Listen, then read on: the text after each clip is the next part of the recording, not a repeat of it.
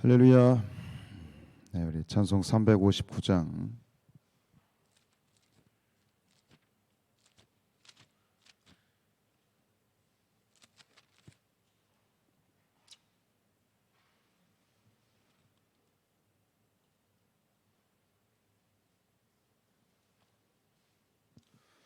(359장)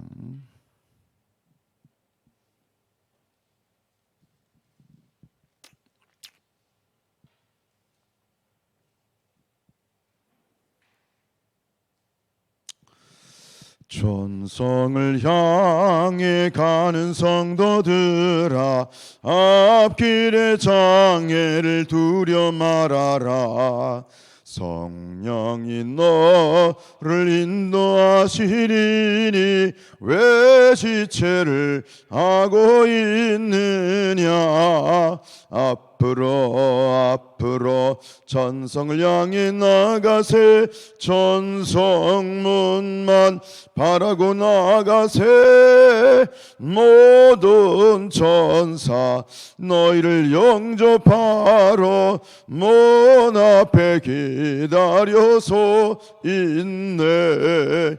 너 가는 길을 누가 비웃거든 확실한 증거를 보여주어라.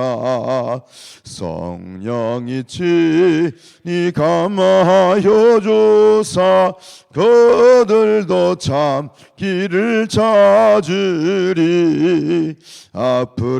앞으로 전성을 향해 나가세. 전성문만 바라고 나가세. 모든 천사 너희를 영접하러 문 앞에 기다려서 있네. 너 가는 길을 모두 가기 전에 내 손에 든 검을 걷지 말아라. 저 마귀 흉계 모두 깨뜨리고 끝까지 잘 싸워 이겨라. 앞으로 전성을 향해 나가세. 전성문만 바라고 나가세. 모든 천사 너희를 영접하러 문 앞에 기다려서 이 3절 너 가는 길을 모두 가기 전에 내 손에 든 검을 걷지 말아라. 저 마귀 흉계 모두 깨뜨리고 끝까지 잘 싸워 이겨라. 앞으로 전성을 향해 나가세. 전성문만 바라고 나가세. 모든 천사 너희를 영접하러 문 앞에 기다려서 있네. 사도신경으로 신앙을 고백드립니다. 전능하사 천지를 만드신 하나님 아버지를 내가 믿사오며 그 외아들 우리 주 예수 그리스도를 믿사오니 이는 성령으로 잉태하사 동정녀 마리아에게 나시고 본디오 빌라도에게 고난을 받으사 십자가에 못 박혀 죽으시고 장사한 지 사흘 만에 죽은 자 가운데에서 다시 살아나시며 하늘에 오르사 전능하신 하나님 우편에 앉아 계시다가 저리로서 산자와 죽은 자를 심판하러 오시리라. 성령을 믿사오며 거룩한 공예와 성도가 서로 교통하는 것과 죄를 사하여 주시는 것과 몸이 다시 사는 것과 영원히 사는 것을 믿사옵나이다. 아멘. 요한계시록 16장 우리 12절부터 21절까지입니다.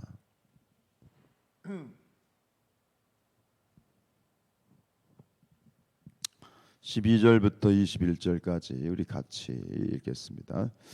또 여섯째 천사가 그 대접을 큰 강 유브라데에 쏟음에 강물이 말라서 동방에서 오는 왕들의 길이 예비되었더라. 또 내가 보매 개구리 같은 새 더러운 영이 용의 입과 짐승의 입과 거짓 선자의 입에서 나오니 그들은 귀신의 영이라 이적을 행하여 온 천하 왕들에게 가서 하나님 곧 전능하신 이의 큰 날에 있을 전쟁을 위하여 그들을 모으더라. 보러 내가 도둑같이 오리니 누구든지 깨어 자기 옷을 지켜 벌거벗고 다니지 아니하며 자기의 부끄러움을 보이지 아니하는 자는 복이 있도다. 새 영이 히브리어로 아마게돈이라 하는 것으로 왕들을 모으더라. 일곱째 천사가 그 대접을 공중에 쏟음에 큰 음성이 성전에서 보좌로부터 나서 이르되 되었도다 하시니 번개와 음성들과 우레소리가 있고 또 큰 지진이 있어 얼마나 큰지 사람이 땅에 있어 온 이래로 이같이 큰 지진이 없었더라. 큰 성이 세 갈래로 갈라지고 만국의 성들도 무너지니 큰 성 바벨론이 하나님 앞에 기억하신 바 되어 그의 맹렬한 진노의 포도주 잔을 받음에 각 섬도 없어지고 산악도 간데 없더라. 또 무게가 한 달란트나 되는 큰 우박이 하늘로부터 사람들에게 내림에 사람들이 그 우박의 재앙 때문에 하나님을 비방하니 그 재앙이 심히 크미러라. 아멘. 우리가 각별히 요즘 몸조심해야 되겠습니다. 코로나도 그렇고 지금 이제 날씨가 많이 이렇게 좀 폭염이 또 시작이 되면서 여기저기서 안 좋은 건강이 안 좋은 부분에 대해서 이제 소식이 들려오는데 우리 이제 뭐 김선학 권사님도 마찬가지고 김선학 권사님도 뭐 늘 그렇게 몸이 주기적으로 안 좋은 부분이 있고 또 우리 양정모 권사님 아버님이 또 병원에 입원을 하셨어요. 저기 논산 백지병원에 지금 입원해 계신데 여러 가지로 몸이 안 좋은데 또 문자로 드리겠습니다만 위에서 건강해 주시고 아무쪼록 우리가 열심히 하나님의 몸된 성전 성령이 거하시는 전인 육신을 잘 관리해야 되겠습니다. 이것이 또 우리의 사명이에요. 우리 사명에 잘 관리해야 돼. 자, 오늘 이제 12절부터 시작되는 이제 여섯 번째 대접 재앙인데요. 12절에 보면 여섯째 천사가 그 대접을 큰 강 유브라데에 쏟았다 그랬죠. 말씀드렸던 것처럼 이 지금 일곱 대접 재앙은 앞에 있는 일곱 나팔 재앙하고 이 순서와 내용이 거의 같습니다. 뭐 다 똑같은 건 아니죠. 그래서 앞에 있는 나팔 재앙은 그 규모면에서 보면 일부다 3분의 1이라고 하는 그런 규모를 가지고 있다면 이 대접 재앙은 전부 모든 그런 어떤 이 대상들이 확대가 되어진 전면적인 왜 이것은 이 마지막 재앙의 모습을 나타내는 것이니까. 또 다시 말씀드리면 뭐냐면 앞에 있던 인재앙이나 나팔재앙이나 그리고 앞에서 봤던 일곱 표적이나 그리고 이 일곱 대접재앙 이것들은 하나의 사건을 네 가지 측면에서 바라본 거예요. 그러니까 같은 패턴이 같을 수밖에 없는 거예요. 그 안에 있는 것들이 비슷하게 나올 수밖에 없는 것이죠. 그래서 오늘 이 큰 강 유브라데라는 이 표현도 바로 여섯 번째 나팔 재앙에서 나왔었어요. 거기서 이 표현되어져 있었는데 이 나팔 재앙의 부분을 조금 이제 돌이켜 보면 이 큰 강 유브라데의 나팔을 불자, 그러니까 여섯 번째 나팔을 불자 큰 강 유브라데에 이 결박되어 있던 그런 네 천사가 놓이고 그리고 그 천사로 말미암아 사람 3분의 1이 이제 죽임을 당하는 그런 일이 있었지요. 이 처참한 사륙에 동원되었던 그런 마병대가 2만만이라 표현이 생소해서 좀 기억나시죠? 2만만이라 즉 2억의 마병대가 그렇게 많은 마병대가 동원이 되었고 그들의 입에서 이 불과 연기와 유황이 나와서 이제 심판을 집행하는 그래서 그런 장면들이 이제 여섯 번째 나팔 재앙이었는데 지금 이제 여섯 번째 대접 재앙에서도 이제 이 큰 강 유브라데가 등장을 하죠. 근데 그 차이가 좀 있죠. 왜냐하면 이 여섯 번째 나팔 재앙에서는 이 큰 강 유브라데가 심판을 수행하는 네 천사가 붙들려 있었던 잡혀 있었던 그런 장소였다면 오늘 이 일곱 대접 재앙의 여섯 번째 대접 재앙에서 등장하는 이 큰 강 이 유브라데는 이제 마지막 전쟁, 예수님과 그 세력들, 그리고 이 사단과 큰 용, 옛뱀, 사단의 세력들이 이제 마지막으로 이제 한판 붙는 마지막 전쟁의 집결지가 되죠. 그래서 우리가 잘 아는 뭐예요? 아마겟돈이라 그렇게 지금 표현이 되어지고 있는데, 여기서 그 다음에 이제 큰 강 유브라데가 강이 말랐대요. 강이 말랐다는 얘기는 이제 이 누군가가 걸어올 수 있다는 거죠. 큰 강 유브라데가 말랐어요. 그러면서 이제 동방으로부터 왕들이, 이 동방으로부터 오는 왕들은 뭐예요? 적그리스도의 세력, 하나님의 이제 대적해서 전쟁을 하러 오는 그런 적들이 이제 올 수 있는 길이 열렸다는 이야기지요. 강이 말랐다라고 하는 것 하면 우리가 성경에서, 구약 성경에서 생각나는 사건이 있잖아요. 홍해 사건, 그죠? 홍해 바다가 말랐고, 또 이제 가나안에 입성하기 전에 뭐가 말랐어요? 요단강이 말랐고, 결국은 구약에서의 출애굽과 구약에서의 이 강이 마른 사건은 그 모든 강이 마르고 하나님의 백성들이 구원받는 사건과 연관이 된다면, 여기서 이제 강이 마른, 유브라데 강이 말랐다는 것은 이제 그 동방으로 도는 이런 적들이 왔어요. 왔는데 그들이 와서 결국은 어떻게 됐어요? 하나님의 심판을 받게 되죠. 그래서 이것은 심판과 이제 연관이 되어지는데, 결국 이제 이렇게 와가지고 이 아마겟돈이라는 곳에 모여서 이제 여기서 이제 마지막 전쟁이, 일전이 이제 시작되려고 하지요. 여기서 중요한 건 뭐예요? 전쟁을 준비하려고 집결했다는 거, 모였다는 거예요. 그래서 이 14절에 보면, 그들의 귀신은 영이라 이적을 행하여 온 천하 왕들에게 가서 하나님과 전능하신 이의 큰 날에 있을, 즉 마지막 날에 있을 전쟁을 위하여 그들을 모았어요. 전쟁을 위해서 집결했어요. 집결을 했죠. 그 다음에 16절에 보면 새 영이 히브리어로 아마게돈이라는 곳으로 왕들을 모았어요. 그런데 보세요, 16절에 그들이 모였어요. 근데 17절에 가서 이제 일곱 번째 대접이 집행이 되는데 어떻게 되죠? 그 대접을 공중에 쏟음에 큰 음성이 성전에서 보좌로부터 나와서 이르되 되었다 하시니, 그리고 하나님의 마지막 재앙이, 진노가 임하죠. 자, 전에도 한번 제가 말씀드렸는데 한번 여러분들 기억나실지 모르겠어요. 이 지금 아마겟돈에 이 적들이 집결을 했는데 전쟁이 일어났어요, 안 일어났어요? 일어났습니까, 안 일어났습니까?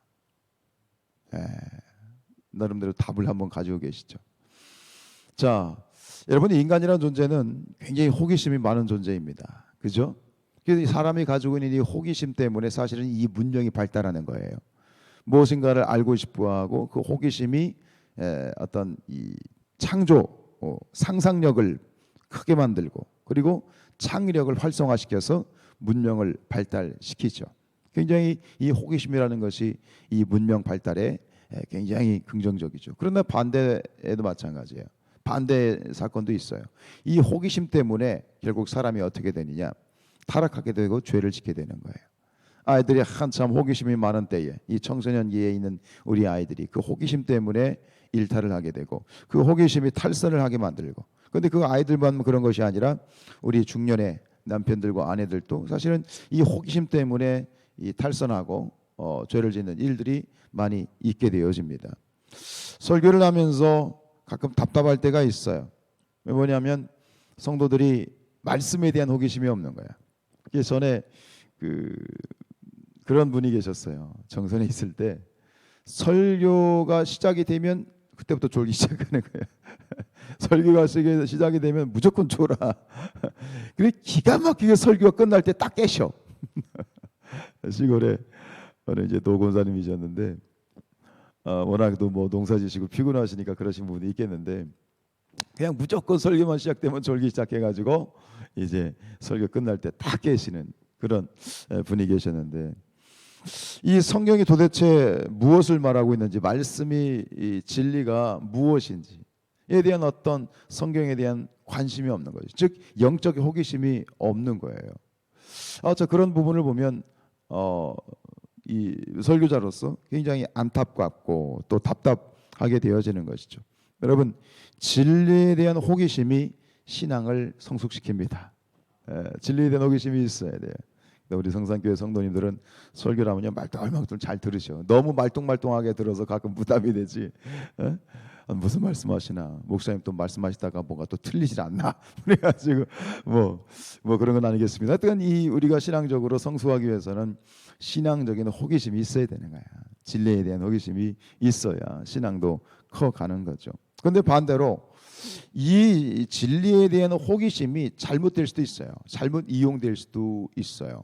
우리가 뭔가에 대한 영적인 호기심이 있는 것은 굉장히 중요하지만 이것이 과하게 되면 어떻게 되면 뭔가 더 새로운 거, 뭔가 더 새로운 진리, 너무 뭔가 자극적인 진리를 찾는 분들이 있어요. 여러분, 해 아래 새 것이 없어요. 진리라고 하는 건 뭐냐면 진리는 굉장히 단순한 거죠. 진리는 평범한 거예요. 근데 그 진리가 새롭게 느껴지는 건 뭐예요? 그 진리의 깊이가 다른 것뿐이에요. 다른 깊이의 진리가 우리에게 새롭게 느껴지는 것이지, 뭔가 색다르고 조금 더 색다르고 조금 더 자극적인 것을 찾는 것은 굉장히 위험한 거예요. 그게 바로 뭐냐? 그게 바로 이단에 빠지기 쉬운 거고 사이비의 표적이 되어질 수 있는 거예요. 신앙이 전혀 없는 사람, 아예 없는 사람, 혹은 신앙이 정말 깊은 분은 이런 어떤 그 이단에 빠질 가능성이 많이 적죠. 그런데 어설픈 사람, 정리되지 않고 아는 듯 모르는 듯 이렇게 정리되지 않은 신앙, 뭔가 좀 어설프고 조금 아는, 조금 안다고 좀 이제 뭔가 이렇게 나대려고 할 때, 거기다가 호기심이 있을 때, 그건 100% 그냥 사단과 이단과 사이비의 표적이 될 수밖에 없는 거예요.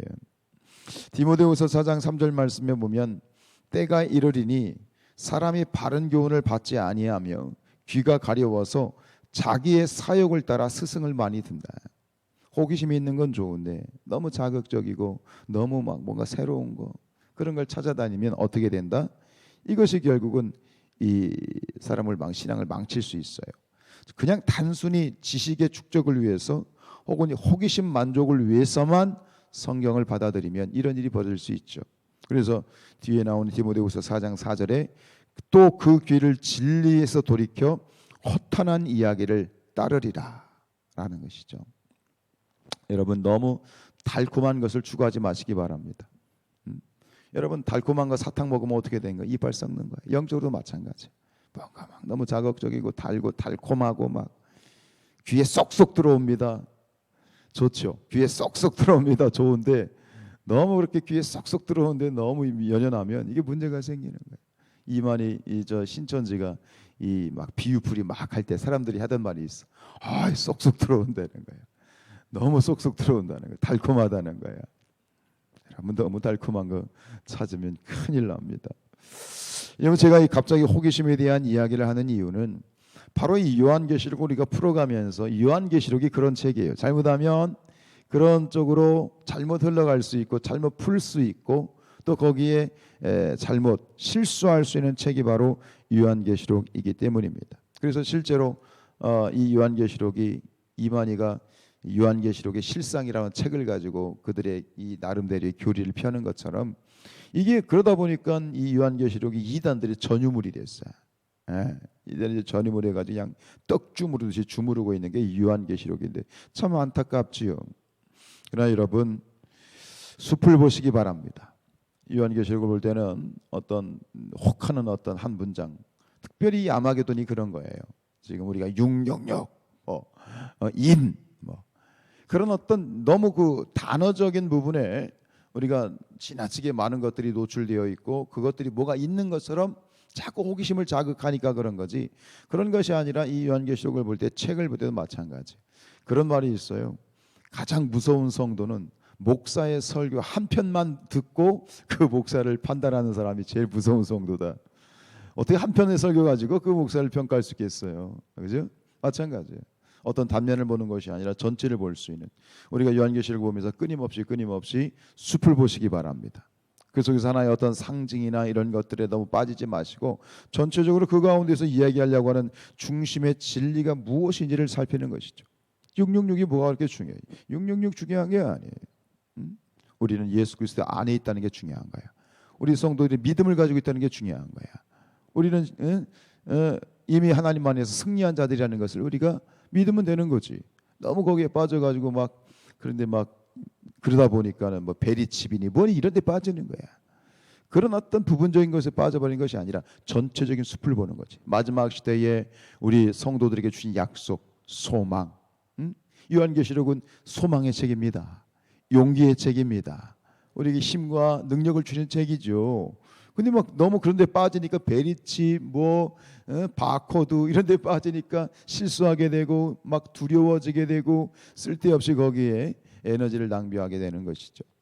이 마지막 전쟁, 특별히 이 아마게돈이라고 하는 이 전쟁, 이거는 우리 믿는 사람들뿐만 아니라 믿지 않는 사람들도 이 아마게돈이라는 말을 많이 씁니다. 그만큼 많이 이게 오용이 되어 있는 부분이 있어요. 제가 그 고등학교 때예요. 고3 때인데 그때 한참 그 뭐가 이 유명한 만화가 이현세 씨라고 하는 만화가가 이렇게 연재를 했던 만화가 있는데 그 만화가 아마겟돈이라는 만화예요. 혹시나 해서 찾아봤더니 또 이렇게 나왔더니 이게 막 웹툰으로 나왔더라고요. 그때 너무 재밌게 봤어요. 아마겟돈. 이게 월간지에 나왔기 때문에 막 되게 기다리고 있던 기억이 나오는데요. 그리고 1998년도에 브루스 윌리스 주연의 아마겟돈이라는 영화가 있었죠. 그 행성에 막 와가지고 지구에 부딪히면 지구가 망하게 되니까 그 행성에 막 가가지고 뚫어가지고 거기다 원자 폭탄 터쳐가지고 행성을 없애는 그런 어떤. 그리고 여기 허경영 씨 아시죠? 이 허경영 씨가 뭐라고 얘기를 했냐면 내가 인류 종말의 아마겟돈을 막으러 왔다 이렇게 얘기를 했대요. 그러니까 이 믿는 우리 교회에서뿐만 아니라 믿지 않는 사람들도 이 아마겟돈이라는 얘기를 그게 어떤 의미인지를 어렴풋이 알고 많이 쓰고 하게 관심을 갖긴 갖는데 그러다 보니까 쓸데없는 오해나 이런 일들이 벌어지게 되는 거예요. 여러분, 이 아마겟돈 전쟁 앞에서 지금 말씀을 드렸죠. 그 사단과 이 세력들이 우리 예수님과 예수님의 세력들, 하나님의 세력들을, 하나님의 백성들을 대적하기 위해서 집결했던 것이 아마겟돈이에요. 분명히 나와 있어요. 그런데 여기서 중요한 건 뭐예요? 그 아마겟돈 전쟁이 그곳에서 그 전쟁이 실제로 벌어지느냐 않느냐는 거예요. 집결은 했습니다. 근데 여러분, 집결은 했으나 전쟁이 일어나지 않아요. 집결은 했는데 그 즉시 7번째 재앙이 떨어지죠. 뭐죠? 재림하신 예수 그리스도께서 그들을 단칼에 멸해버리십니다. 그들을 불과 유황과 연기로 멸해버리시죠. 그리고 그들이 저 영원한 불못으로 떨어져 버리는 거예요. 여러분 두려워하지 마시기 바랍니다. 마지막 전쟁 집결했던 이 마귀와 그 사단의 세력들은 예수의 손에 다 쓸어 없어지게 된다. 우리는 이미 승리한 자들이다. 그게 19장 19절에 나오게 되는데 19장 한번 찾아보실까요? 미리 우리 19장 19절 20절 한번 찾아보시죠. 뒤에 부분에 보면 이 마지막 전쟁에 대한 이야기가 4번이 반복이 되는데 오늘 본문도 마찬가지겠지만 19장에서 나오고 이것이 4번이 나와요. 자, 19장 19절 읽습니다. 시작. 또 내가 보매 그 짐승과 땅의 임금들과 그들의 군대를 모여 그 말탄 자와 그의 군대와 더불어 전쟁을 일으키다라는 말 일으키려 하다가 모였다는 얘기죠. 20절입니다. 시작. 짐승이 잡히고 그 앞에서 표적을 행하던 거짓 선지자도 함께 잡혔다. 할렐루야. 이렇게 전쟁이 끝납니다. 마지막 전쟁은 이렇게 끝나는 거예요. 아주 허무하게 끝납니다. 우리 주 예수 그리스도께서 이 악한 것들을 한꺼번에 짓밟아 진이겨 멸망시키신다. 예수께서 이기십니다. 이기셨습니다. 믿는 자들은 이미 이긴 것이다. 오늘 우리는 예수 그리스도와 함께 왕노릇하는 자들이시죠. 예수 그리스도의 이름으로 왕노릇하시기 바랍니다. 세상 가운데 선포하시기 바랍니다. 질병 가운데 선포하시기 바랍니다. 악한 것들에 대하여 대적하시기 바랍니다. 자신 있게 살아야죠. 당차게 살아야죠. 이게 우리의 신분입니다. 오늘도 이 수요일 이 하루 예수 그리스도의 이름으로 나아가 세상 가운데 당차게 승리하시는 저와 여러분들 되시기를 주님의 이름으로 축복합니다. 기도하시겠습니다. 할렐루야, 하나님을 찬양합니다. 오늘 이 새벽에도 하나님 우리가 깨어 기도할 수 있도록 저희의 중심을 붙들어 주셔서 감사합니다. 하나님, 코로나가 대전에 창궐하고 있습니다. 하나님, 국내에서 서울 경기 지역을 제외하고 대전이 또 이렇게 창궐하는 가운데 있사온데 하나님, 우리의 마음이 하나님 이 코로나에 붙잡히지 않게 하여 주옵소서. 두려움에 붙잡히지 않게 하여 주시옵소서. 우리가 조심해야 되겠습니다. 하나님, 지혜를 주시고 분별력을 주시고 조심함을 주시되, 그러나 그것들에 사로잡히고 마음에 빼앗기고 두려움에 붙들리지 않게 하여 주시옵시고, 오직 이럴 때일수록 더욱더 우리의 중심이 하나님께 붙들릴 수 있도록 은혜를 베풀어 주옵소서. 여러 가지로 마음과 또 육신 가운데 하나님 연약함과 질병으로 인하여 고통받는 우리 성도들 치료하여 주시옵소서. 사랑하는 자여, 내 영혼이 잘된 같이 내가 범사에 잘되고 강건하리라. 하나님 축복하옵소서. 저들의 모든 아버지 하나님, 육신의 질병들 여러 가지로 하나님 오래도록 싸우고 있는 그런 모든 질병들을 주여 이기게 하시고 끝까지 정복하게 하여 주시옵시며, 우리 김선아 권사님 또 우리 양정 권사님 부친을 주여 붙들어 주시어서 하나님 육신 가운데 하나님 큰 하나님의 도우심을 체험하는 은혜가 있게 하여 주옵소서. 오늘 이 하루도 함께 하시고 수요 예배 가운데 하도 하나님 함께 하여 주옵소서. 감사하며 예수 그리스도의 이름으로 기도하였습니다. 아멘. 하늘에 계신 우리 아버지여, 이름이 거룩히 여김을 받으시오며 나라에 임하옵시며 뜻이 하늘에서 이루어진 것 같이 땅에서도 이루어지이다. 오늘날 우리에게 일용할 양식을 주옵시고, 우리가 우리에게 죄 지은 자를 사하여 준 것 같이 우리의 죄를 사하여 주옵시고, 우리를 시험에 들게 하지 마옵시며 다만 악에서 구하옵소서. 나라와 권세와 영광이 아버지께 영원히 있사옵나이다. 아멘.